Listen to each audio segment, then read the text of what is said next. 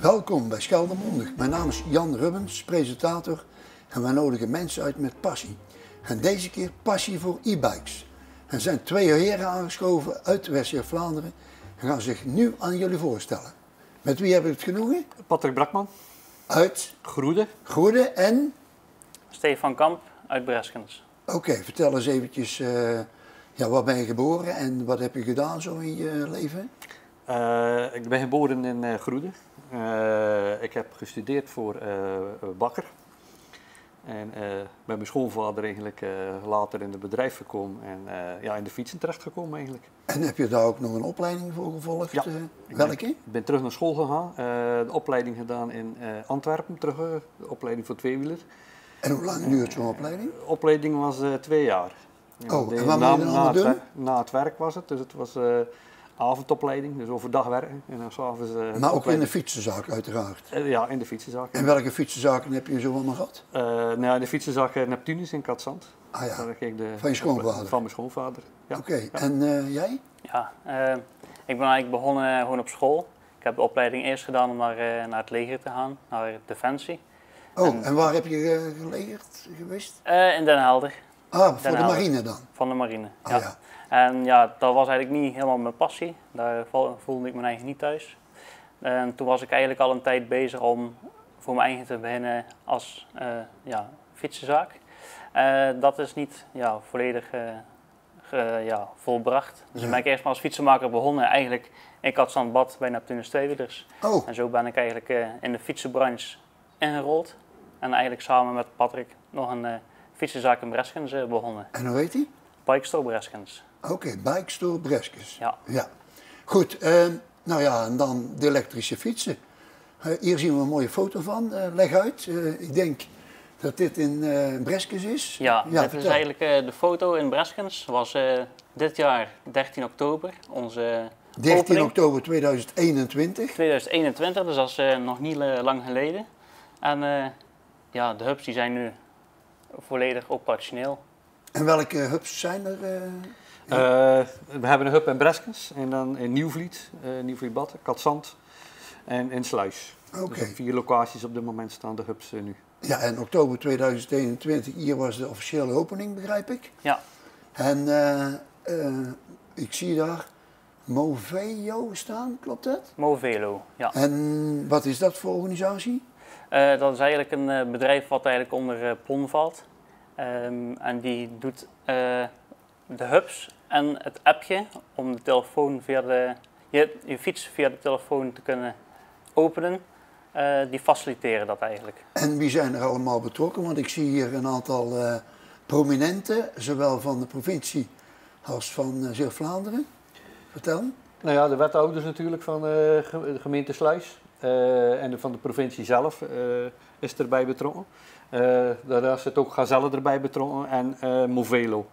En de Zeeuwse coöperatie, want daar is het eigenlijk uit voortgekomen. En dit zijn de mensen van de Zeeuwse coöperatie? Dit zijn eigenlijk de mensen van de Zeeuwse coöperatie. Nou, vertel maar even van links naar rechts wie het zijn.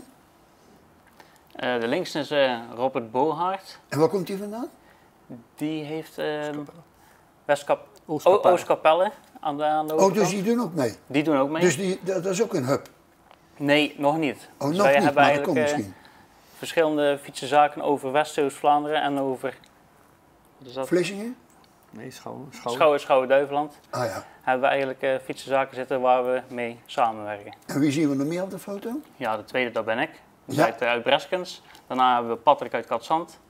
Daarna hebben we Peter van Dongen, dat is Domburg. Ah, En die heeft ook nog een fietsenzaak in Zoutelanden. en de meest rechtse van ons gezien? Dat is Marco Kerstelijnse en die heeft ook 2 zaken. Zierikzee en Burghamerstede. En wat zijn de plannen dan om die daar hub te maken?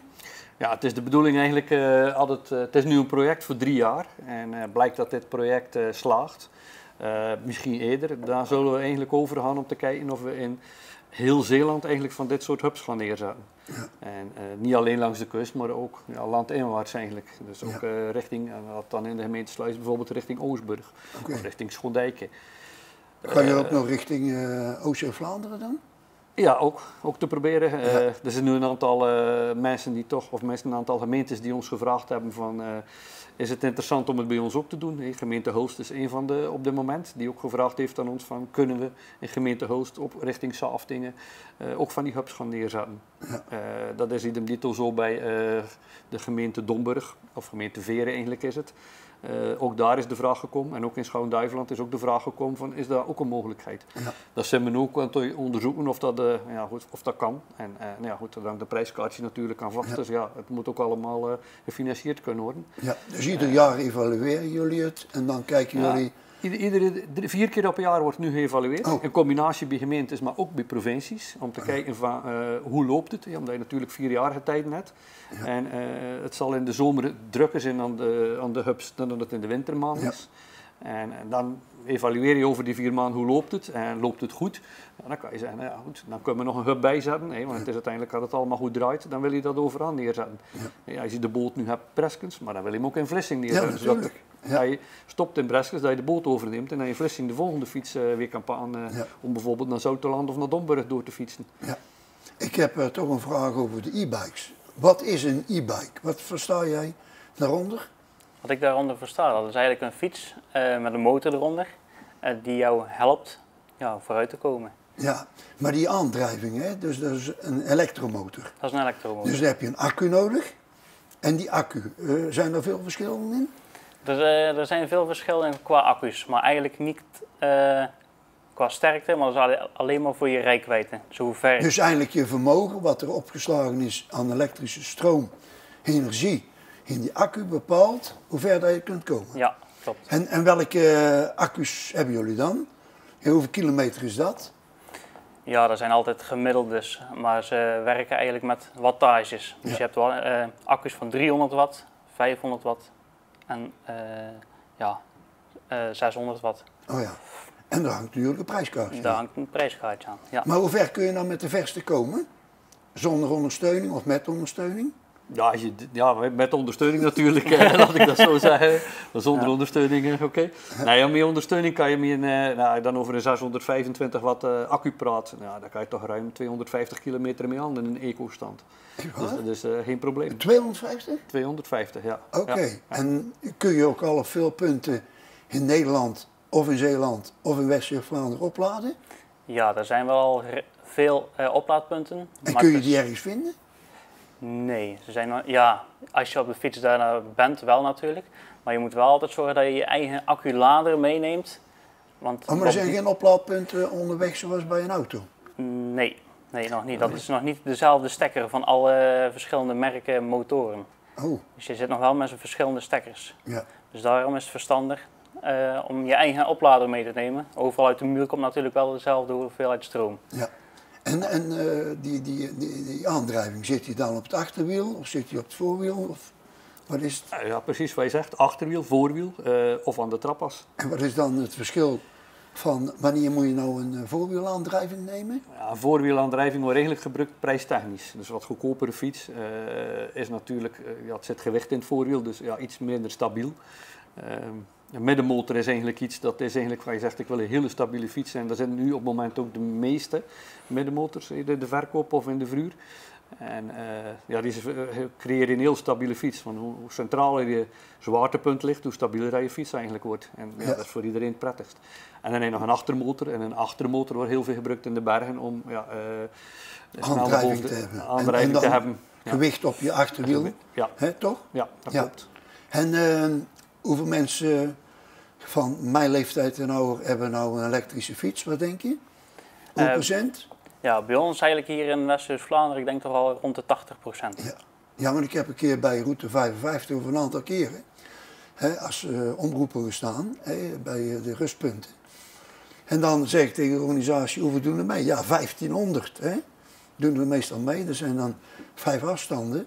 En wat denk je, hoeveel e-bikes dat er zijn? Inderdaad, 80%. Ja. En die jeugd, is die nou ook al compleet op een e-bike? Begint. Je ziet nu wel inderdaad naar de school ook. De afstand natuurlijk, van Breskens naar Roosburg, van Katzand naar Roosburg. Dan zie je toch wel dat de jeugd ook nu langzaam begint over te stappen op een e-bike. Kijk, prijstechnisch komt die fiets al richting de gewone normale fiets.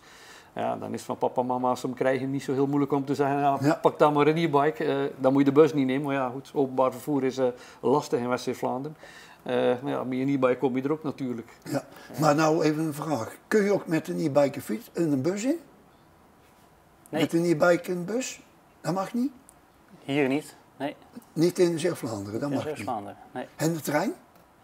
De trein wel. De trein mag je meenemen. En moet je dan van tevoren reserveren? Of, Volgens mij niet. Volgens mij mag je hem zo meenemen. Dus de Oké. fiets mag je zo in de trein meenemen. Ja. Ja. Nou, Tot een bepaald aantal dat vol is vol natuurlijk. Maar... ja, er is natuurlijk ook een foto van met een aantal dames. En ja, die wordt nou eventjes getoond. Maar die dames erbij, wat hebben die gedaan? Nou, die dames die zijn eigenlijk van Movelo. Oh ja? Movelo is eigenlijk onze partner in het verhaal van de hub. Die hebben eigenlijk ja, de hubs voor te plaatsen gebouwd. Maar die hebben ook de app-applicatie. Ja, nu wordt de foto geprojecteerd, denk ik. Hè, met de dames erbij. En die hebben dus die app ontwikkeld. Kijk, hier is die. Ja, vertel. Nou, die zijn Wie van, zien we nou hier? Behalve Nou, jullie natuurlijk. Nou ja, goed, de middelste heren zijn dezelfde. Aan de linkerkant, dat is de directeur van Gazelle. Ah, Dus, van de Gezellen Nederland. Van Gazelle Nederland, van de fietsen. Dus die is er Trouwens ook bij. heel goed dat die meedenken.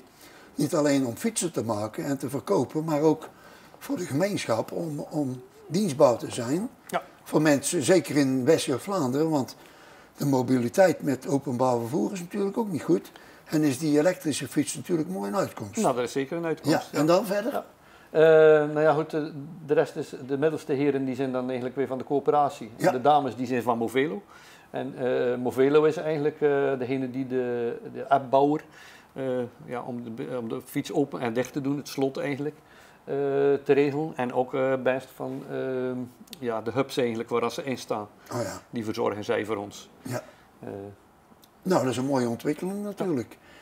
Dan de app. Hoe werkt dat precies? Wie kan ik het woord geven? Of beide? Ja, dat lukt wel. In principe, als je bij de hub aankomt, dan kom je voor zo'n groot mooi bord te staan met een QR-code erop. Ja, dus hier ergens is op deze foto. Ja, dus eigenlijk de twee borden precies in het midden hangen met twee QR-codes erop. Ja, en dan moet je dus een gsm hebben, Ja, met een camera. Dus eigenlijk Met een camera? wel een smartphone. een smartphone, ja. Dus je moet eerst de linker QR-code, dus die scan je. Ja, En dan ga je eigenlijk naar de website. En dan moet je eenmalig, als je nog geen klant bent, een account aanmaken.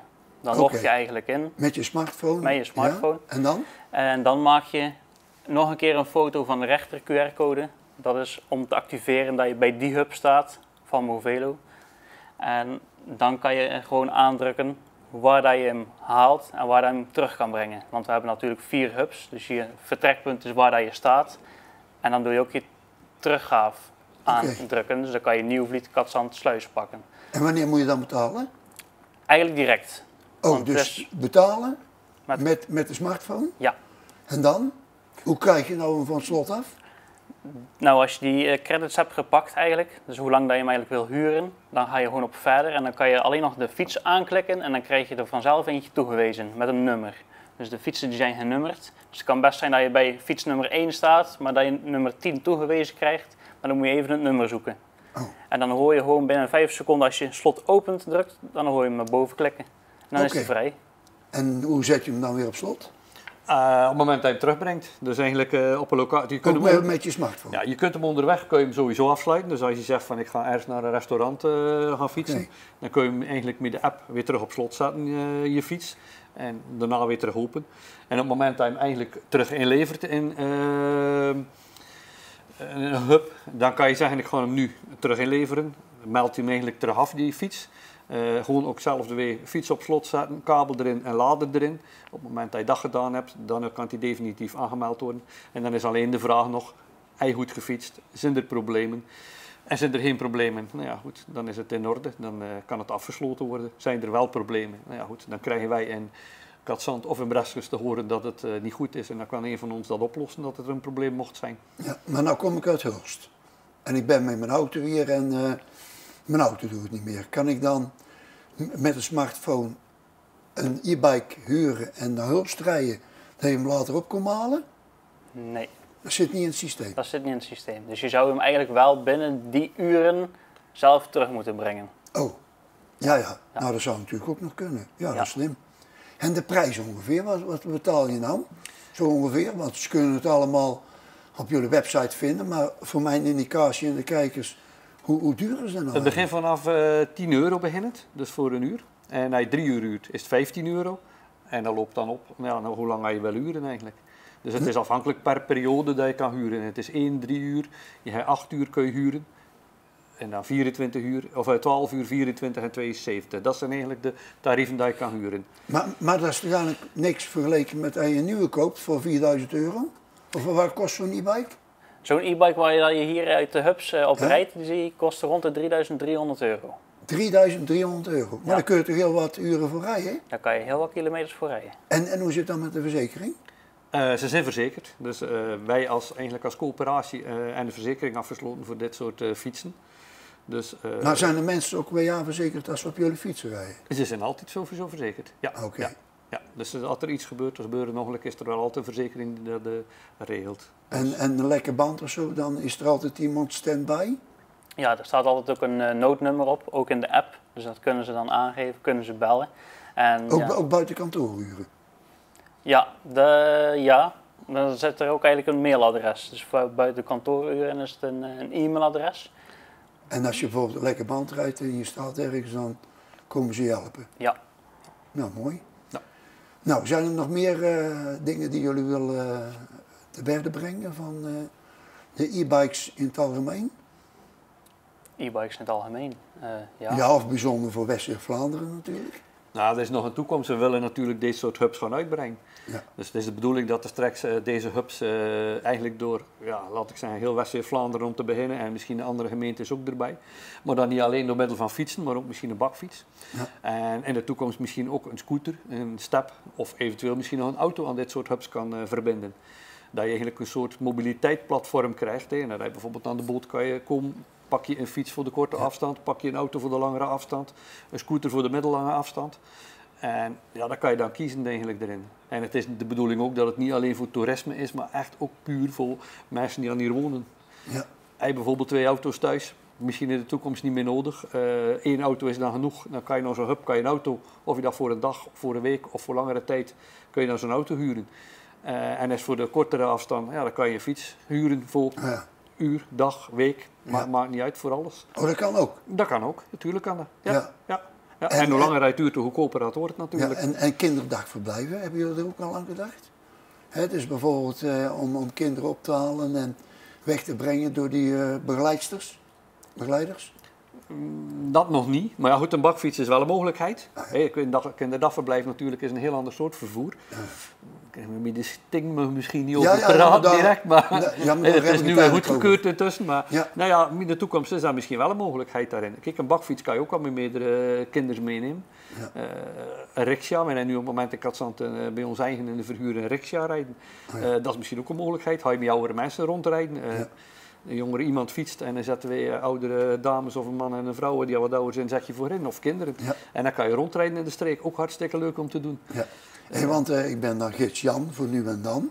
Is het ook mogelijk, stel dat ik 20 mensen op bezoek heb, dat ik aan jullie een mailtje stuur van, nou ik heb 20 elektrische fietsen nodig, vanuit Breskes, kan dat?